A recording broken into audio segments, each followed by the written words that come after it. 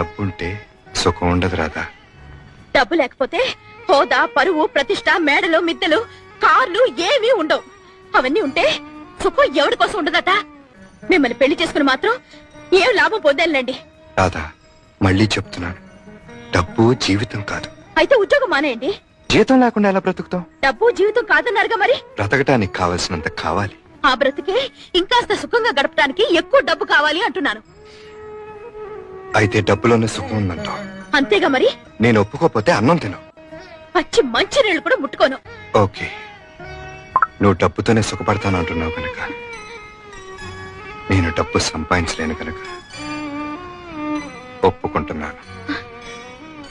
సంతోషమేనా? రా, కలిసి భోంచేద్దాం. తర్వాత ఈ అవకాశం నీకు మళ్ళీ దొరకపోవచ్చు.